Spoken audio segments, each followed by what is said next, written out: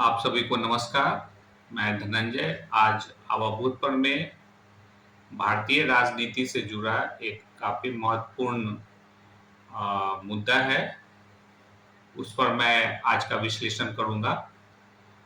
आप सभी को पता होगा वंशवाद की राजनीति, डायनेस्टिक पॉलिटिक्स, और ये काफी इम्पोर्टेंट है। इस पे कई बार चर्चा हुई है और समय समय पे मीडिया में भी इस पे बात होती है।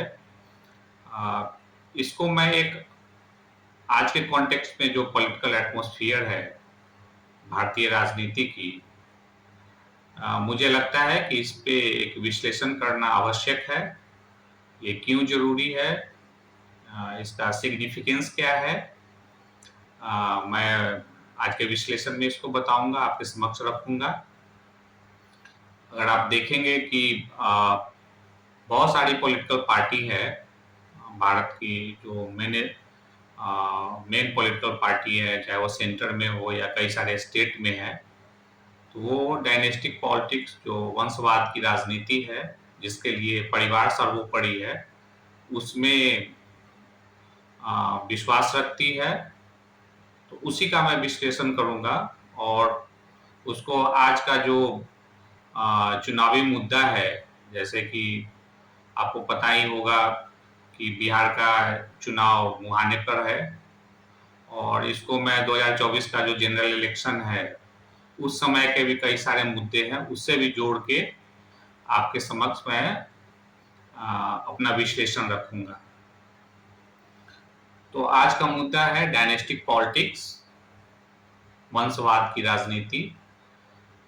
और ये क्यों इम्पोर्टेंट है उसको मैंने 3-4 पॉइंट में सोचा है कि उसका विश्लेषण करूंगा। तो पहला है कि क्या वंशवाद की राजनीति और जो लोकतांत्रिक सिद्धांत है, डेमोक्रेटिक प्रिंसिपल्स है, वो दोनों एक दूसरे के विरुद्ध क्यों है, अपोजिट क्यों है। वंशवाद की राजनीति और जो इंक्लूसिव पॉलिटिक्स है, समावेशी राजनीति, वो दोनों एक दूसरे के विरुद्ध क्यों है, अपोजिट क्यों है। अब इसको एक कॉन्टेक्स्ट में देखा जाए, जो चुनावी मुद्दे हैं 2024 से जो विपक्ष के द्वारा बार बार उठाया गया है, अगर मैं सही बोलूं तो एक फॉल्स नैरेटिव सेट करने का प्रयास किया जा रहा है। तो उसको मैंने 2 पॉइंट में कोशिश किया है कि आप समझ जाएंगे कि मैं क्या बताना चाह रहा हूँ। क्या वंशवाद की राजनीति, जो डायनेस्टिक पॉलिटिक्स है, वो अपनी कुरीतियां जो है, उनकी जो कमियां हैं, जो शॉर्ट कमिंग्स है, उसको छुपाने के लिए या कवर अप करने के लिए वोटर्स के सामने एक फॉल्स नैरेटिव गढ़ रही है। क्या वंशवाद की राजनीति में विश्वास करने वाली पॉलिटिकल पार्टियां, जो डायनेस्टिक पॉलिटिक्स में विश्वास करने वाली पॉलिटिकल पार्टियां हैं, वो अपनी कुरीतियों को, अपनी कमियों को छुपाने के लिए वोटर्स के सामने फॉल्स एजेंडा या एक नैरेटिव रख रही है या गढ़ रही है, ताकि वोटर्स का ध्यान भटकाया जाए।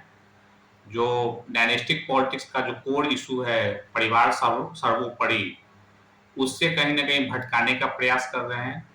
तो अब देखते हैं कि 2024 का जो जनरल इलेक्शन हुआ था, उससे अभी तक जो 3-4-5 जो विपक्ष के द्वारा जो मुद्दे जनता के सामने, वोटर के सामने रखे गए, उसको देखिए। इन्होंने उठाया कि संविधान खतरे में है, भाजपा संविधान बदल देगी, रिजर्वेशन खतरे में है। अभी इन्होंने नैरेटिव चलाया है वोट चोरी की सरकार। आप समझ रहे हैं ये किस तरह का फॉल्स नैरेटिव बिल्ड करते हैं। क्यों? जैसा कि मैंने बोला कि जो इनकी कमियां हैं, वंशवाद की जो राजनीति जो ये करते हैं, उसमें जो कमियां हैं, वो डेमोक्रेटिक प्रिंसिपल के विरोध में है, जो इंक्लूसिव पॉलिटिक्स का जो कॉन्सेप्ट है उसके विरुद्ध में है। तो उससे कहीं ना कहीं जो ध्यान भटकाना है, इसलिए इस तरह का फॉल्स नैरेटिव ये पार्टियां गढ़ती हैं। इसका विश्लेषण अब आगे कैसे किया जाए, तो आप देखिए जो डायनेस्टिक पॉलिटिक्स पे विश्वास करने वाली अक्रॉस इंडिया कौन कौन पॉलिटिकल पार्टियां हैं? कांग्रेस पार्टी, अगर देखा जाए तो कांग्रेस, राहुल गांधी जी, प्रियंका गांधी जी, जो डायनेस्टिक पॉलिटिक्स का मसाल है, जो टॉर्च है, उसको लेके सबसे आगे लीड कर रहे हैं वो। समाजवादी पार्टी, अखिलेश यादव जी, अगर डायनेस्टिक पॉलिटिक्स की बात करें तो ये भी दावा करते हैं कि इसकी मसाल मेरे हाथ में ही है।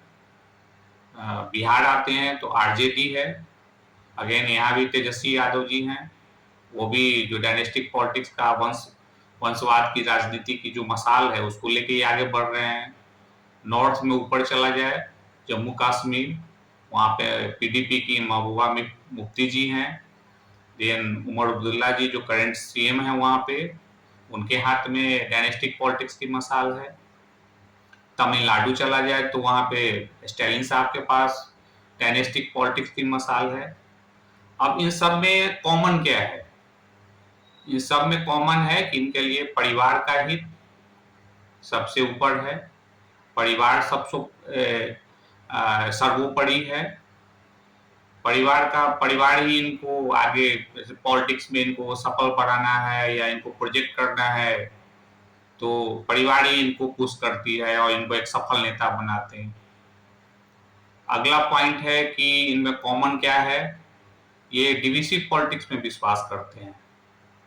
अगर ये चुनाव हार जाएंगे तो भाषा का विवाद, लैंग्वेज का आपको पता है, रीजन का नॉर्थ साउथ ईस्ट वेस्ट कर देंगे, और क्या भी ये समाज को कास्ट में तोड़ देंगे। आपको 2 सेकंड में बोल देंगे दलित विरोधी है, 2 सेकंड में बोल देंगे आदिवासी विरोधी है, 2 सेकंड में बोल देंगे आप जो हमारा एक वीकर सेक्शन है उसका उसके विरोधी हैं।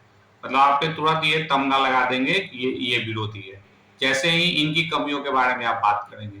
तो मुझे लगता है कि डायनेस्टिक पॉलिटिक्स आज के पॉलिटिकल एटमॉस्फेयर में इस पे बात करने की आवश्यकता है, क्योंकि देश में लगातार एक फॉल्स नैरेटिव बनाने का प्रयास किया जा रहा है वोटर्स के सामने। क्यों बनाया जा रहा है? जैसा कि मैंने बताया, जो वंशवाद की राजनीति है उसकी जो कुरीतियां हैं, कमियां हैं, उसको छुपाने के लिए जनता के सामने, उससे ध्यान भटकाने के लिए, जनता का ध्यान भटकाने के लिए एक फॉल्स नैरेटिव जनता के सामने, वोटर्स के सामने लाते हैं। जैसा कि मैंने शुरू में बताया कि वंशवाद की राजनीति में विश्वास करने वाले जो डेमोक्रेटिक प्रिंसिपल्स है, लोकतांत्रिक सिद्धांत है, उसमें विश्वास नहीं रखते, या दोनों अपोजिट पोल पे है, दोनों एक दूसरे के विरुद्ध है। अब ये कैसे? अब आप देखिए कि जो डायनेस्टिक पॉलिटिक्स वाले हैं, पॉलिटिकल पार्टी या इनके नेता, ये कैसे काम करते हैं? इनकी पार्टी में मेरिट, एबिलिटी, अगर आप देखें तो इसकी कोई जगह नहीं है। और कोई अनुभवी नेता है, काफी दिनों से पार्टी के साथ जुड़ा हुआ है, तो भी वो दावा नहीं कर सकता है कि कुछ दिन बाद वो पार्टी का सर्वोच्च नेता बनेगा। आप समझ रहे हैं मैं क्या बताने का प्रयास, क्या डॉट, कहाँ पे डॉट्स जुड़ रही हैं? तो इनके अंदर ये जो पॉलिटिकल पार्टी है, ना मेरिट की जगह है, ना एबिलिटी, क्षमता की जगह है, कोई एक्सपीरियंस्ड नेता है जो आगे जाके पार्टी को लीड कर सकता है, उसको भी ये लोग जगह नहीं देते। जगह किसको मिलता है? तो जो ये परिवार के लोग हैं वही पार्टी के सर्वोच्च नेता हैं, वही निर्णय लेंगे, आगे जाके वही नेता बनेंगे, वही सीएम बनेंगे, वही पीएम कैंडिडेट होंगे। अगर आप देखें तो एक पॉलिटिकल पार्टी कई लोग लोकसभा में जाते हैं, गए हुए हैं, मतलब इतना आसान प्रोसेस है। और कोई कॉमन सिटीजन सोचना चाहे कि लोकसभा का टिकट लेके लड़े, विधानसभा का सदस्य बने, तो उसको कितना पापड़ बेलना पड़ेगा, हो सकता है 50 साल लग जाए, तो भी टिकट नहीं, श्योर नहीं है कि टिकट मिल जाएगा। लेकिन इनके लिए बहुत आसान है, क्योंकि इनके लिए पार्टी ही सर्वोपरि, परिवार ही सर्वोपरि है। और परिवार के बाहर मतलब कुछ भी डेमोक्रेटिक प्रिंसिपल हो, मेरिट हो, एबिलिटी हो, एक्सपीरियंस हो, जो भारतीय संविधान में है इक्वालिटी इन अपॉर्चुनिटी की बात होती है, अवसर में भी समानता की बात होती है, तो वो भी सेकेंडरी है इनके लिए। इनके लिए परिवार सर्वोपरि है। अब इसका इन्फ्लुएंसेस निकाला जाए कि वंशवाद राजनीति, डायनेस्टिक पॉलिटिक्स पॉलिटिक्स का जो आइडिया है, अगर ये स्ट्रॉन्गेस्ट हो जाए, मतलब काफी ताकतवर हो जाए, तो इसका रिपरकशन क्या होगा? तो जो डेमोक्रेटिक प्रिंसिपल्स है वो कमजोर हो जाएगा, वो आपको दिख रहा होगा। मैं इसको एग्जाम्पल के साथ साबित करता हूँ कि जो डेमोक्रेटिक सेटअप है हमारा, उस पे विपक्ष के द्वारा बार बार अटैक किया जा रहा है। कैसे? ये इन्होंने बोला कि ईवीएम हैक हुआ है, ईवीएम पे इन्होंने जब ये इलेक्शन हारते हैं तो ईवीएम को अटैक किया। देन अभी जो करेंटली चल रहा है बिहार चुनाव में, जो ये वोटर्स के सामने मुद्दा क्या ले गए हैं, एक फॉल्स नैरेटिव, वोट चोरी की सरकार है। चुनाव आयोग जो कॉन्स्टिट्यूशनल बॉडी है उसको अटैक किया जा रहा है, और भी है, कभी ये जुडिशियरी को अटैक करते हैं। तो आप इनका देखेंगे कि एक्ट, अगर इनके एक्ट को देखा जाए तो कहीं ना कहीं ये डेमोक्रेटिक सेटअप है, जो डेमोक्रेटिक प्रिंसिपल्स है, उसमें विश्वास तो बिल्कुल, इनका एक्ट ही साबित कर रहा है कि विश्वास नहीं करते हैं। इनके लिए परिवार सर्वोपरि है, परिवार का हित सर्वोपरि है। तो जैसा कि मैंने बताया, stronger the idea of dynastic politics, weaker would be the democratic principles, democratic setup। दूसरा है, अगर ये जो वंशवाद की राजनीति है ये जितना मजबूत होगा, इंक्लूसिव पॉलिटिक्स का जो आइडिया है वो कमजोर हो जाएगा। अब जिन्होंने खुद को ही सर्वोच्च नेता अनाउंस कर दिया है, तो उस पार्टी में कैसे कोई एक्सपेक्ट करेगा कि वो समावेशी पार्टी होगी? किसी कमजोर व्यक्ति को ये सर्वोच्च नेता घोषित करेंगे? आप समझ रहे हैं मैं क्या बताने का प्रयास कर रहा हूं? तो इस पे बात करने की बहुत आवश्यकता है और बिल्कुल होनी चाहिए, और इस पे काफी सीरियस डिबेट होना चाहिए, क्योंकि ये लोग, ये जो पॉलिटिकल पार्टियां हैं, ऐसा ऐसा मुद्दा उठा रही है जो बिल्कुल जो हमारा डेमोक्रेटिक फैब्रिक है उसके अगेंस्ट में ये जा रहे हैं। चुनाव आयोग पे अटैक करना, जुडिशियरी को कटघरे में खड़ा कर देना, ईवीएम को बोल देना, अभी बोल रहे हैं वोट चोरी की सरकार है। मतलब किस हद तक ये जाएंगे? तो इनका केवल एक सिंगल पॉइंट एजेंडा है, किसी तरीके से जो डायनेस्टिक पॉलिटिक्स का जो कोर आइडिया है, परिवार सर्वोपरि, परिवार का हित सर्वोपरि, पार्टी परिवार उन्हीं के परिवार की है, बस उसको किसी तरीके से बचा के रखना है। बाकी कोई भी आइडिया है, भारतीय संविधान हो, डेमोक्रेटिक प्रिंसिपल्स हो, डेमोक्रेटिक सेटअप हो, पॉलिटिकल इक्वालिटी हो, कॉन्स्टिट्यूशनल मोरालिटी की कोई बात ना करे, ये सब इनके लिए सेकेंडरी है, बाद में आता है। इसी से जुड़ा हुआ है, जैसा कि मैंने ऑलरेडी एक्सप्लेन आपके समक्ष रख दिया, एबिलिटी, एक्सपीरियंस, नेक्स्ट था मेरिट, इसका कहीं कोई जगह नहीं है ऐसी पॉलिटिकल पार्टियों में। नेक्स्ट था उसी से रिलेटेड, इनके अंदर जो इन पॉलिटिकल पार्टियों में जो इंटरनल पार्टी डेमोक्रेसी है वो भी नहीं कहीं दिखता है, क्योंकि ये खुद ही सर्वोच्च नेता बन के बैठे हुए हैं। इसी से जुड़ा हुआ, जैसा कि मैंने बोला कि इक्वल अपॉर्चुनिटी की बात होती है, भारतीय संविधान बात करता है अवसर में भी समानता का, वो भी ये फॉलो नहीं कर रहे हैं। अब इसमें एक काफी महत्वपूर्ण बिंदु है कि ये आपको कैसे डिफेंसिव कर देंगे, कि जैसे ही आपको यहाँ पे समझना होगा कि आप कौन सा मुद्दा इनके सामने रख रहे हैं या क्या आप बताने का प्रयास कर रहे हैं, और कैसे इसको एक ट्विस्ट कर देते हैं। आप डायनेस्टिक पॉलिटिक्स, जो वंशवाद की राजनीति करने वाली पॉलिटिकल पार्टियां हैं, उस पार्टी के बारे में बात कर रहे हैं कि उस पार्टी के अंदर इंटरनल पार्टी डेमोक्रेसी नहीं है। मैं बताने का प्रयास कर रहा हूं कि ऐसी पॉलिटिकल पार्टियां मेरिट, एबिलिटी, एक्सपीरियंस, इसको कोई जगह नहीं देती है। मैं बताने का प्रयास कर रहा हूं कि ये इक्वल अपॉर्चुनिटी जो अवसर में समानता की बात होती है उसको ये लोग फॉलो नहीं करते। अब जैसे ही मैं ये बोलूंगा उसको ये कहाँ लिंक कर देंगे कि अरे ये तो संविधान विरोधी है, ये संविधान बदल देगा, ये रिजर्वेशन बदल देगा, ये रिजर्वेशन को समाप्त कर देगा। आप समझ रहे हैं, ईवीएम हैक हो गया। आपके समक्ष ऐसे बात को ये रख देंगे कि आप डिफेंसिव हो जाएंगे। लेकिन यहाँ पे जो मैं बात रख रहा हूं, मैं इन पॉलिटिकल पार्टी के अंदर जो इन पॉलिटिकल पार्टी जो डायनेस्टिक पॉलिटिक्स पे विश्वास, उनकी बात कर रहा हूं, उस पार्टी के अंदर की जो व्यवस्था है उसकी बात कर रहा हूं।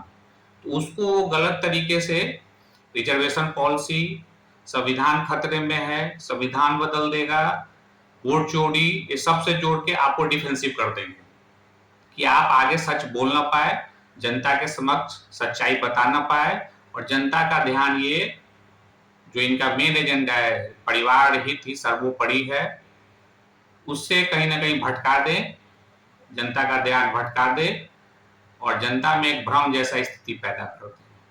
तो आपको यहाँ पे बाइफरकेट करना होगा कि ये दोनों बिल्कुल अलग है। तो इसको ये मिक्स करके आपको डिफेंसिव कर देंगे, आपको बोलने ही नहीं देंगे। अब आपको बोल देंगे संविधान विरोधी है, तो आप तो 2 मिनट के लिए अरे क्या बोल रहा है, मैं तो ऐसा कभी सोचा ही नहीं था, बस आप पे तमगा लगा देंगे। तो आपको यहाँ सतर्क रहना होगा। ये लोग इस तरह का फॉल्स नैरेटिव मीडिया में अब खुलेआम झूठ बोलते हैं, खुलेआम।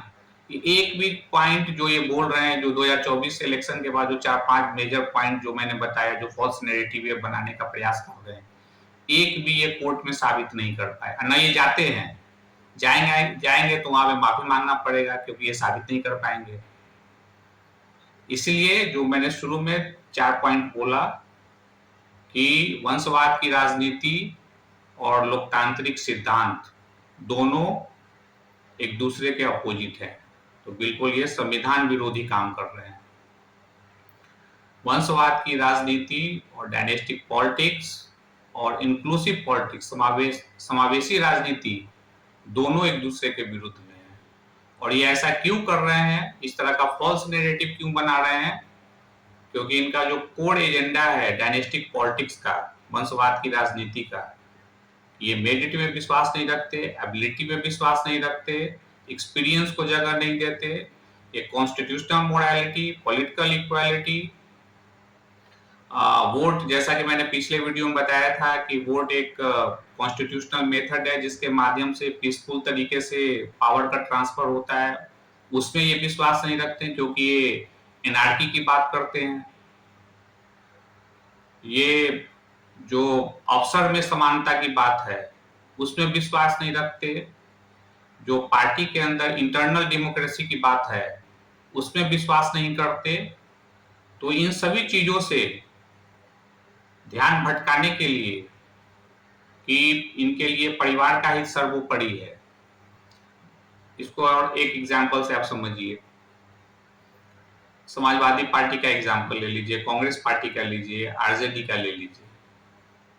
समाजवादी पार्टी है जो अखिलेश यादव जी लीड कर रहे हैं, उनके परिवार कई बार मीडिया में आया है कि 6-7 लोग या उससे ज्यादा लोग लोकसभा के मेंबर हैं, लोकसभा या राज्यसभा जो पार्लियामेंट के मेंबर हैं। आप समझिए, एक कॉमन व्यक्ति को एक टिकट लेने के लिए अगर पॉलिटिकल पार्टी में लोकसभा का टिकट मिल जाए उसको कितना संघर्ष करना पड़ेगा। इन लोगों के परिवार में कितनी आसानी से टिकट दे रहे हैं। जो कॉमन व्यक्ति है उसके लिए 50 क्राइटेरिया लगा देंगे ये टिकट देने से पहले। लेकिन अपने परिवार में जैसे कि अरे अच्छा तुम लोगे, लो तुमको दे दिया, अरे तुमको भी चाहिए, लो तुमको दे दिया। कांग्रेस पार्टी का ले लीजिए, राहुल गांधी जी हैं, प्रियंका गांधी जी हैं।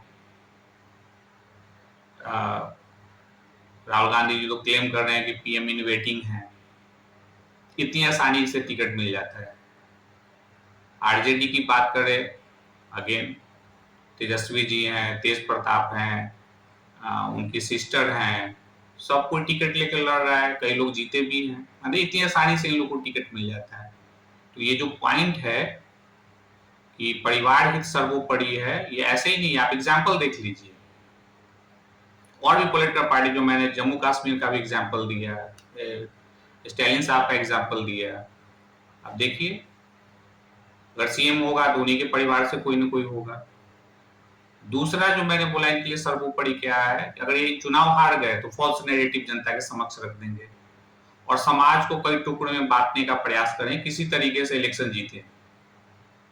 तो इससे वोटर्स को सतर्क रहना होगा, समझना होगा कि इंटरनल पार्टी जो डायनेस्टिक पॉलिटिक्स उसकी बात, और जो ये कई संविधान खतरे में है, संविधान बदल, इनसे जोड़, रिजर्वेशन से जोड़ देंगे, आपको बिल्कुल भ्रमित कर देंगे। तो इससे आपको संभल के बच के रहना होगा। इनके फॉल्स नैरेटिव में आपको उलझना नहीं है, क्योंकि ये देश हित में नहीं है, मेरा मानना है। और ये अपने जो वंशवाद की जो राजनीति है, डायनेस्टिक पॉलिटिक्स है, उसकी कमियों को, उस कुरीतियों को छुपाने के लिए, उसको कवर अप करने के लिए इस तरह का फॉल्स एजेंडा जनता के सामने, वोटर्स के सामने लाते हैं। मुझे लग रहा है कि आज का विश्लेषण आप तक पहुंचेगा, और प्लीज कमेंट। बहुत बहुत धन्यवाद।